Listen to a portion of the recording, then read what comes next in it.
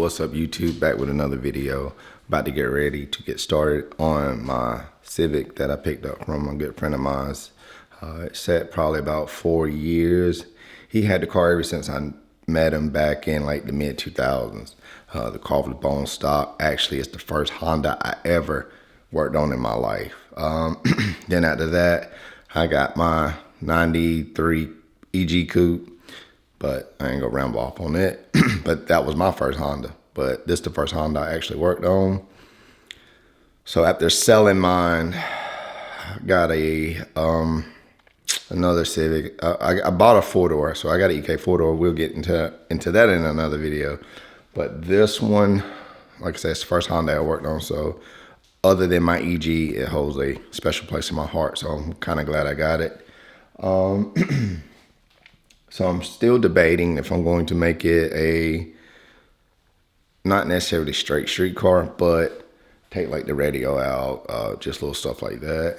You know, mainly like a track car, but we can take it out on the street. Still debating that, but like I said, the car sat for 4 years. In honesty, all it needed was a rack and pinion, which is the funny thing is they had already put the rack and pinion in. Only thing that they did not do was bolt up the rack. And I mean, they had all the tie rods and everything in. They just did not bolt up the rack or put in the U-bolt for the steering wheel or the swivel linkage, whatever it is. So they did not do that. I did it. And all the car needed was a ECU and a distributor, which I put my chip P28 in it and started, wouldn't crank, ordered a ECU or ordered a distributor, and this thing, it like after 4 years fired right up. I will show you the ECU that was in it. So that is the ECU that was in the car. It is OBD2, so whatever, OBD2 out of the Integra, whatever it is, I don't know. I mess with the OBD1 ECUs, but the car did sit with the battery and stuff still, you know, plugged up or whatever, and the ECU and everything were plugged up. But what happened was, I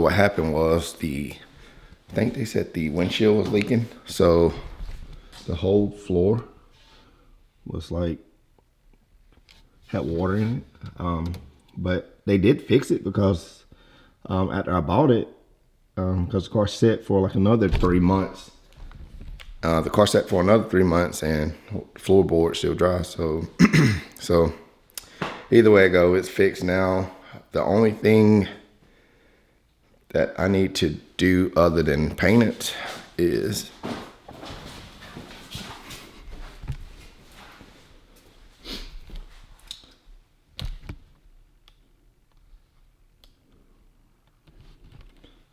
I need to replace this side window on the driver's side. So get that straightened out.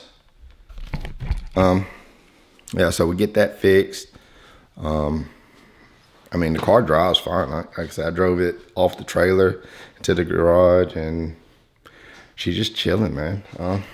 Just trying to debate, and I gotta get some more money saved up also so I can get the manifold. So I need you guys' help. So what do you think? Should I build it has a LS.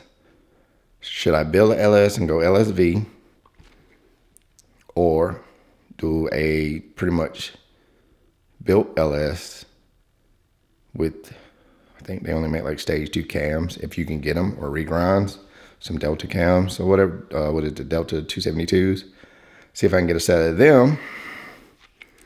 Just really, I want to get the car in the 9s, but I want a baby step because I'm from the streets, man, of Mexico. So the track is a little different for me.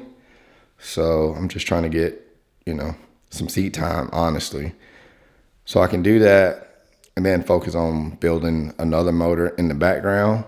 I am building a Z6 for the 4-door, but we'll get into that in another video. So picked up a welder and everything. Also trying to do everything in shop. So, but yeah, I'm not even sure how many miles on the car. I did not ask. Like I say, my homeboy had this car probably man, like I say, the mid 2000s.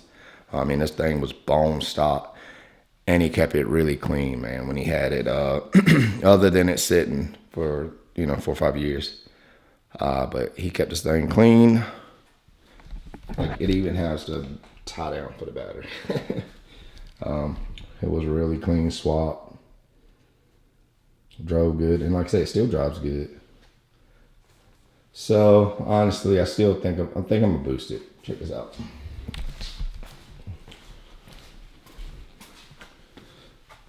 I do have a set of max being rod coilovers to adjustable damping. One of these totes has some of the stuff for this car. I think it's this one. I have a few things to get it boosted. I think I have got a AM X series wideband, oil pressure gauge, boost gauge. I think my wastegate and blow off valve is in there. Also, I do have the intercooler. So yeah, I should have got a little taller. I wasn't thinking, but we're gonna run it for a little bit anyway.